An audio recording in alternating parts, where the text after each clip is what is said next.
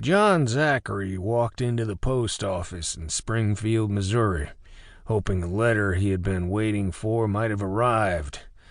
The postmaster, Sam Gunter, answered his question before John had a chance to ask.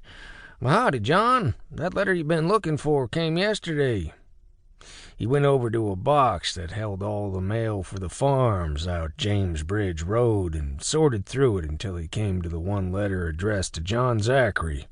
"Must be important," Gunter remarked, hoping John might share the content.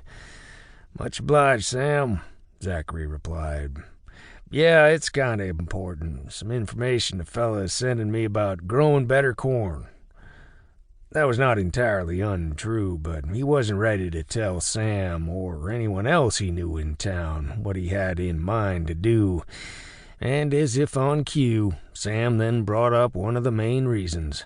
"Well, you know, if you're going to be in town later this evening, the mayor's holding a meeting to discuss the future of our town, what with there being more and more talk about the possibility of the southern states seceding from the Union. A lot of us think it'd be a good idea to know where everybody stands if it comes to war." "I reckon I already know where I stand," John said. "I won't be at the meeting, but you can tell the mayor I stand for the Union and against war, so I sure hope it doesn't come to that." "I suspect that's where most of us stand," Sam allowed. "But there's liable to be some trouble in Greene County, 'cause there's lots of folks with Southern ties." "You may be right, Sam," John said, and started walking toward the door. "Well, I best be getting back. Emmett's waiting for me at Simpson's." "Well, tell him about the meeting," Sam said.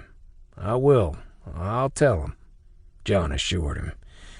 He left the post office and went directly to Simpson's General Merchandise, where his friend Emmett Braxton was waiting with the wagon. The two men had been best friends since their school days, and for the past 5 years had worked to raise crops on adjoining farms. When he reached the store, Emmett was sitting on the wagon seat waiting for him. John's son, Johnny, and Emmett's son, Skeeter, were chasing each other around and around the wagon.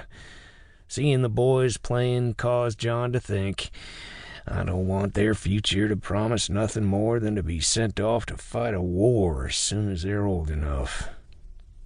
"Did you get your letter?" Emmett asked. "Yep," John answered, holding the letter up for him to see. "Ain't you going to open it?" "Yep," John answered again. "You drive the horses. I'll read it on the way home." He called the boys then. "Well, hop on, boys. We're heading home." "It looks like a hell of a letter," Emmett commented. "How many pages is that?" "A lot," John answered, already reading and not bothering to stop and count the pages.